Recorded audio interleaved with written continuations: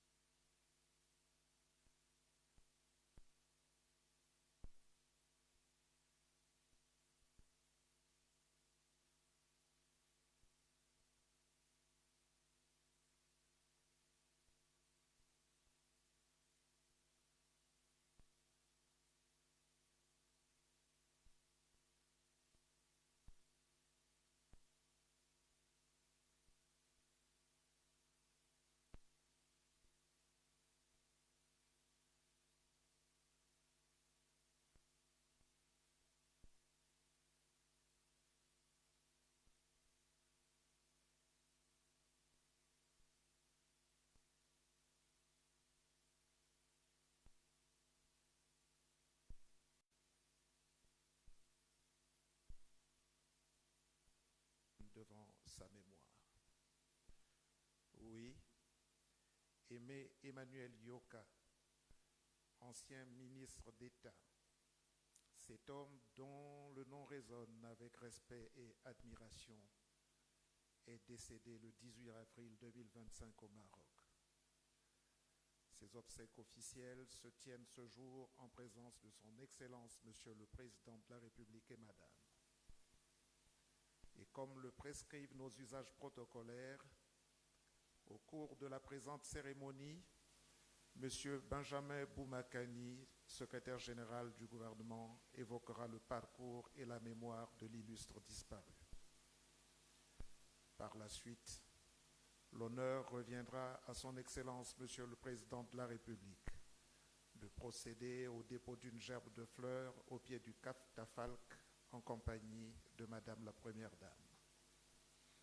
Après la signature du livre des condoléances, Monsieur le Président de la République visitera l'exposition photographique immortalisant des moments de la vie du haut personnage dont nous regrettons la disparition.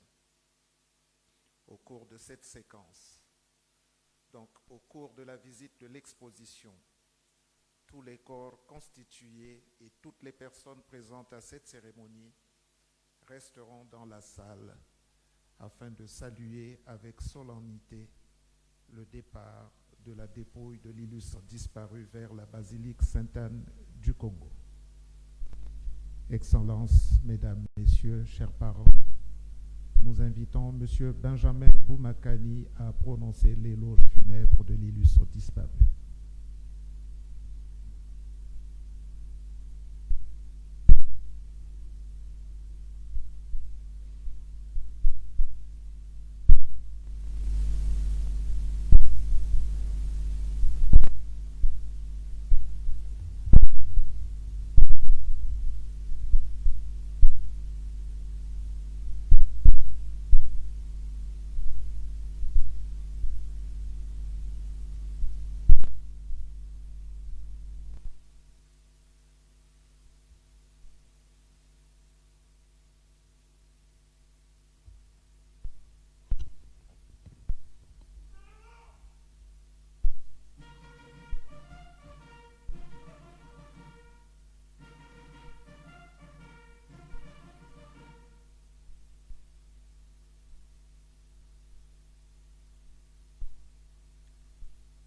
Excellences, Monsieur le Président de la République, Madame l'épouse du chef de l'État, Monsieur le Président du Sénat, Monsieur le Président de l'Assemblée nationale, Monsieur le Premier ministre, chef du gouvernement, Mesdames et Messieurs les membres du gouvernement, Monsieur le ministre d'État, directeur de cabinet du Président de la République, chers parents implorés, Excellences, Mesdames, Messieurs. En ce jour de deuil, la République se recueille. La nation a perdu l'un de ses plus grands serviteurs, Maître Aimé Emmanuel Yoka, né le 22 décembre 1939 et décédé au Maroc le vendredi 18 avril 2025. C'est donc avec émotion et gravité que lui est rendu en ces lieux un hommage solennel.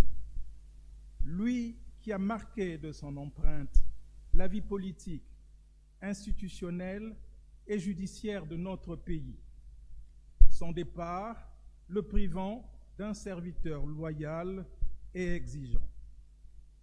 Magistrat, puis avocat, ce juriste éminent occupera sous votre férule, Monsieur le Président de la République, successivement et parfois alternativement, les fonctions de ministre, de directeur de cabinet du Président de la République, de maire de Brazzaville, d'ambassadeur, de directeur général adjoint d'Elf Congo, de président de la Commission centrale des marchés et contrats de l'État.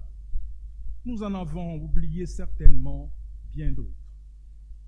Il fut en effet Tout cela, oui, mais il fut bien plus encore. C'est plusieurs activités de haut niveau et de grande importance menées régulièrement en une année, la même année, et cela avec la compétence qui lui était reconnue pour une vie professionnelle bien remplie qui densifie le personnage.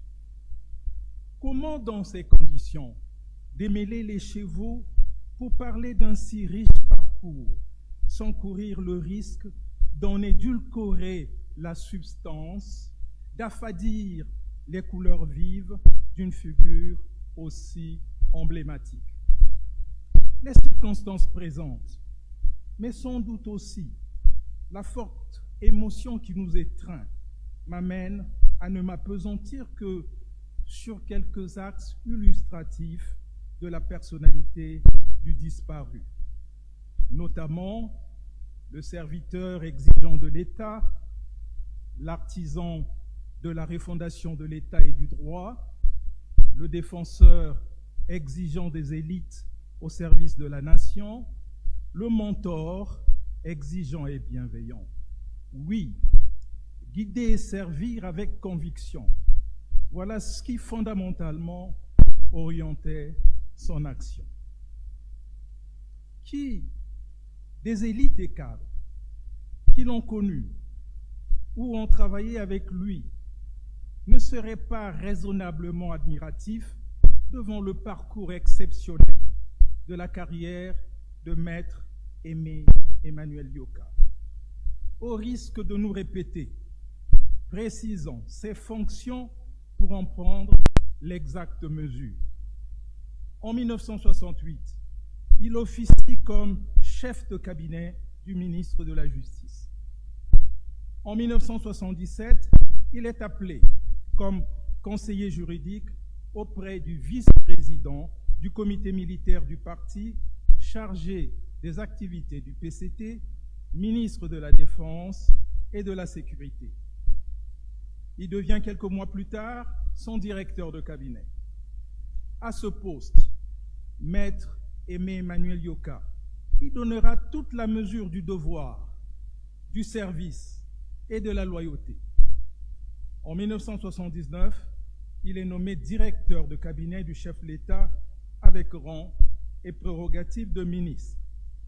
Il sera appelé ensuite, en décembre 1980, aux fonctions de ministre délégué à la présidence, chargé de la coopération. À ce titre, il contribuera à dynamiser les relations économiques avec le Brésil, de concert avec le ministre des Travaux publics, à travers la construction par une société brésilienne de la route Infondo-Epena. En 1984, il est nommé en qualité de ministre à la présidence, chargé du cabinet du chef de l'État et de l'inspection générale d'État. Le président de la République le nomme en 1988 ministre des Mines et de l'Énergie, chargé des postes et télécommunications. L'évolution de cette carrière sera interrompue par la période post-conférence nationale pour reprendre son cours au terme des péripéties de celle-ci. Ainsi, en 1997, Maître Aimé Emmanuel Yoka est nommé administrateur maire de la ville de Brazzaville, avant d'embrasser 2 ans plus tard, en 1999, une carrière diplomatique comme ambassadeur extraordinaire et plénipotentiaire auprès du Royaume du Maroc. Le retour au Congo se fait en 2002. Il occupera alors, pour la seconde fois de sa carrière, la fonction de directeur de cabinet du président de la République jusqu'en 2007. C'était aussi en cette année 2007 qu'il fait son retour au gouvernement. Il est en effet nommé ministre d'État, garde des Sceaux, ministre de la Justice et des Droits humains. Il occupera ce poste jusqu'en 2016. À la tête de ce ministère, il élabore un certain nombre de textes, dont la loi de 2010 sur l'institution de la Journée de la République célébrée le 28 novembre et la loi de 2011 sur la protection et la promotion des droits des peuples autochtones. En outre, il engage la réforme sur la modernisation d'un certain nombre de textes, les codes notamment, dont l'obsolescence de la plupart est reconnue. Il était opposé à la peine de mort par conviction humaniste. Il avait la peine de mort en horreur.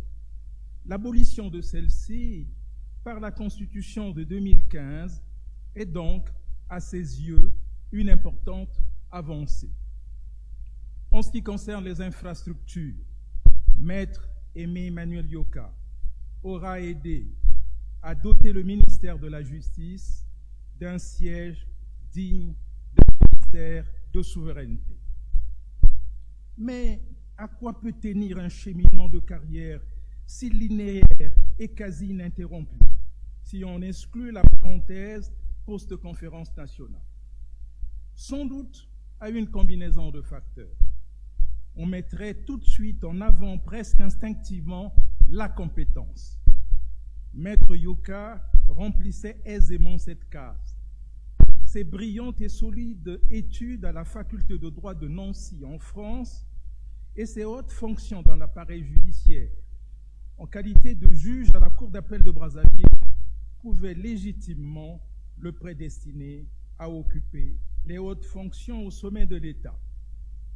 Mais un autre facteur est sans doute le plus déterminant, celui de la confiance du décideur. Ce facteur de confiance ne se décrète pas, il se construit. Maître Aimé Emmanuel Yoka a su le construire, patiemment et sûrement, dans l'abnégation, à travers le partage des valeurs communes avec le président de la République et les souvenirs heureux, si nombreux, comme aussi les épreuves traversées avec ce dernier. Le site agropastoral de Kintélé, dénommé Les Jumeaux, où l'illustre disparu sera porté en terre tout à l'heure, pourra servir d'illustration à cet égard. En effet, ce site est l'expression partagée de valeurs d'attachement à la terre et à sa valorisation. Une valeur portée par le président de la République. De même, ce site est le témoignage, le réceptacle des souvenirs heureux et un lieu de terribles épreuves traversées en commun par le disparu et le président de la République en 1997. Pour mémoire, alors que ce site servait de ravitaillement en vivres pour la population environnante et de lieu d'inspiration, d'élaboration et de recherche des voies pour le retour de la paix et la sécurité dans le pays, il fera l'objet d'attaques lourdes mettant en danger la vie des populations et des cadres qui s'y trouvaient. De telles épreuves qui consolident la loyauté vraie et la juste considération contribuent inévitablement au renforcement de la confiance dans une relation. Cette longue expérience capitalisée au sein de l'État a offert à Maître Aimé Emmanuel Yoka des outils précieux pour réfléchir à sa nature, à son fonctionnement. La refondation de l'État et du droit constituait la trame de sa réflexion. Monsieur le Président de la République, Maître Yoka n'était pas seulement un homme d'action, il était aussi un penseur, un esprit libre, un homme de culture, l'artisan de la refondation de l'État et du droit. Il avait su, avec une rare lucidité, interroger les fondements de l'État en Afrique, et notamment au Congo, et proposer une voie audacieuse, celle de la refondation et non celle de la simple réforme. Dans son analyse, il nous appelait à sortir des sentiers battus, des réformes superficielles, pour envisager une reconstruction de l'État. À ses yeux, l'État, tel qu'hérité de la colonisation, restait largement étranger aux réalités sociales, culturelles et politiques de nos sociétés. C'est pourquoi, disait-il, il ne s'agit pas de réajuster, mais de refonder, repenser les bases mêmes sur lesquelles repose notre contrat social. Dans cette perspective, la démocratie et la citoyenneté doivent être repensées pour favoriser une citoyenneté active, fondée sur l'appartenance à une communauté nationale au-delà des appartenances ethniques, tribales ou locales. Cette perspective ouvrirait ainsi la voie à une nation où chaque citoyen serait pleinement libre et légitime partout, et donc éligible pour peu qu'il porte une vision partagée et reconnue. Son analyse a révélé toute sa portée lorsqu'en 2012, il avait décidé d'être candidat aux élections législatives dans la circonscription de Vinza, département du Pau. Grand fut son étonnement par rapport aux réactions de certains cadres, notamment, qui s'interrogeaient sur la légitimité de sa candidature. Visiblement, ceux-ci ignoraient le parcours de Maître Yoka à Vinza,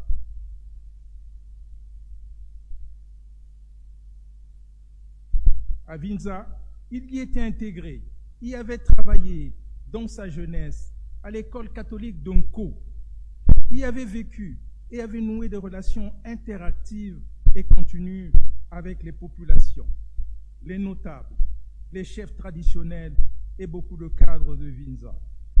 Une preuve de sa proximité avec les populations de cette localité, c'est la présence dans cette salle d'une délégation des chefs de village et des notables du district de Vinza que nous remercions. Il sera élu député en 2012 et siégera à l'Assemblée nationale à ce titre. À cette interrogation sur la légitimité de sa candidature dans un département autre que celui dont il était originaire, il répondait avec un brin d'humour.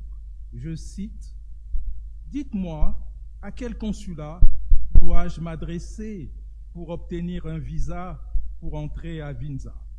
Fin de citation. En attendant la venue de la démocratie et de la citoyenneté renouvelée, l'éducation à une conception détribalisée et unifiée de la nation devrait être une préoccupation majeure pour tous, et notamment pour les élites. À propos des élites, à la suite de Frantz Fanon, dans Les Damnés de la Terre, Maître Yoka croyait fermement que chaque génération doit découvrir sa mission, la remplir ou la trahir. Il comptait énormément sur la responsabilité des élites dans le développement de la nation.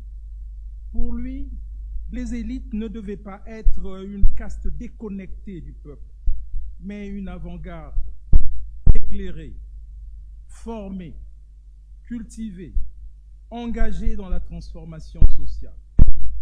Il appelait de ses vœux des élites éthiques, conscientes de leur rôle historique, capables d'assurer la responsabilité intellectuelle et politique avec dignité. Il dénonçait sans relâche la médiocrité, l'opportunisme, l'incurie ou l'irresponsabilité. Il croyait en l'intelligence collective, à la rigueur morale. Dans ses discours, comme dans ses écrits, il exhortait à redonner du sens à la notion du service public, à réhabiliter l'esprit du devoir et du sacrifice. Il faisait découvrir des enjeux pour faire aimer la tâche. Son intérêt pour les élites lui paraissait tellement important et primordial pour la nation qu'il acceptait volontiers d'assurer l'office de mentor. En effet, Maître Yoka était une source d'inspiration, un coach, s'il m'était permis d'utiliser un vocabulaire branché. Pour beaucoup d'entre nous qui avons eu le privilège de le connaître et de travailler au quotidien à ses côtés, il était un véritable coach. Son leadership était fascinant, motivant. Sa parole était dense, toujours pesée. Il savait écouter avant de parler, transmettre sans dominer, ni en faire voir. Il croyait en la jeunesse, à condition qu'elle soit exigeante envers elle-même et développe hardiment le sens de la responsabilité. Il ne flattait pas, il élevait. Il nous amenait à donner ses chances à l'impossible, comme le disait Albert Camus. Il nous ouvrait le chemin et nous y accompagnait avec sa grande expérience. Excellences, Monsieur le Président de la République, Mesdames, Messieurs, aujourd'hui, en cette heure d'hommage, la République perd une conscience, une voix, mais elle gagne un exemple, un modèle, un héritage. La grandeur de Maître Yoka ne résidait pas seulement dans les hautes fonctions qu'il a occupées, mais aussi dans la manière dont il les a exercées, avec honneur, droiture et clairvoyance.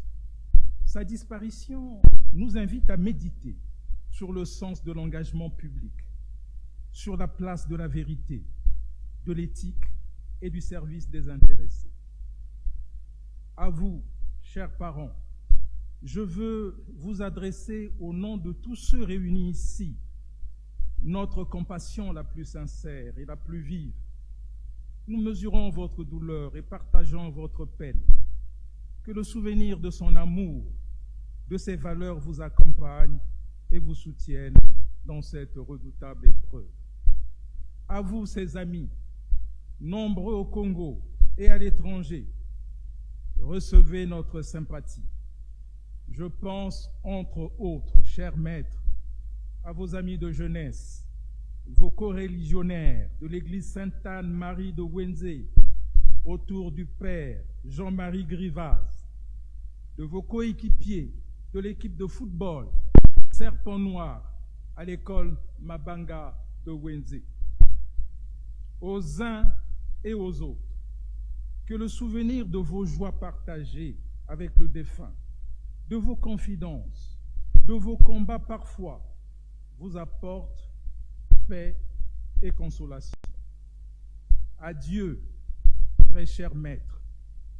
Adieu, Monsieur le ministre d'État. Merci pour tout ce que vous avez été, pour tout ce que vous avez fait. Votre mémoire vivra en nous, dans nos cœurs et dans l'histoire de notre pays. Reposez en paix.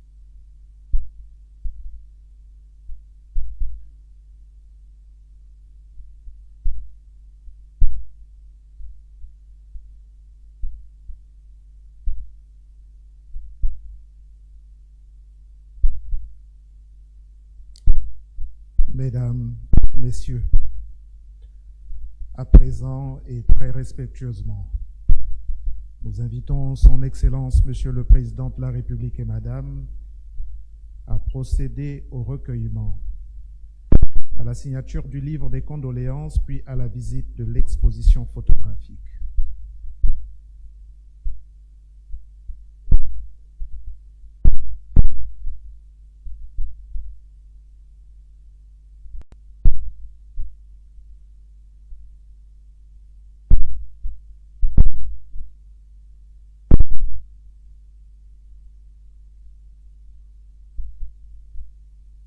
qu'il plaise à Monsieur l'ambassadeur directeur national du protocole d'orienter leur pas.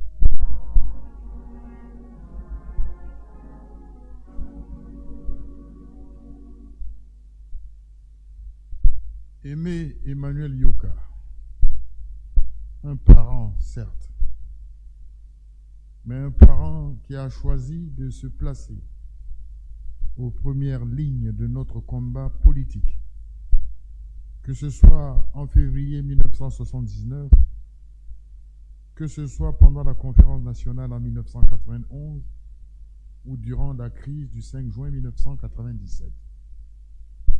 En cela, il a su s'illustrer par son franc-parler, cet attribut propre aux hommes qui s'appuient toujours sur la vérité, grâce à une force de caractère à toute épreuve, au service de la responsabilité et du devoir.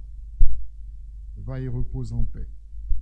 Brazzaville, le 29 avril 2025, Denis Sassou Nguesso, président de la République, chef de l'État.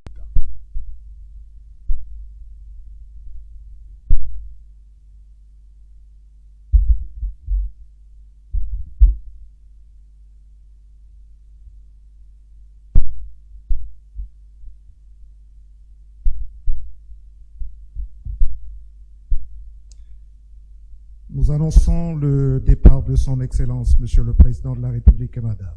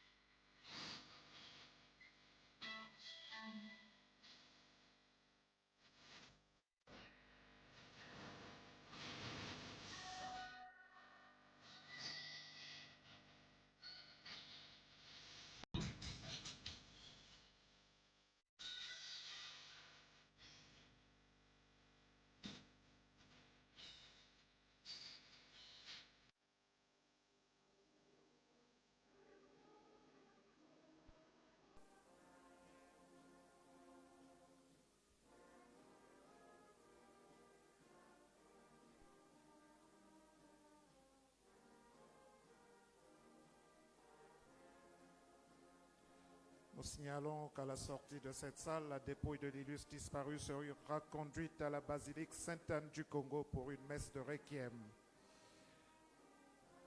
Aimé Emmanuel Yoka sera inhumé par la suite au cimetière familial de Kintele. Puissent les services protocolaires organiser le départ des corps constitués à la suite de celui de la dépouille et du premier cercle de la famille de l'illustre disparu.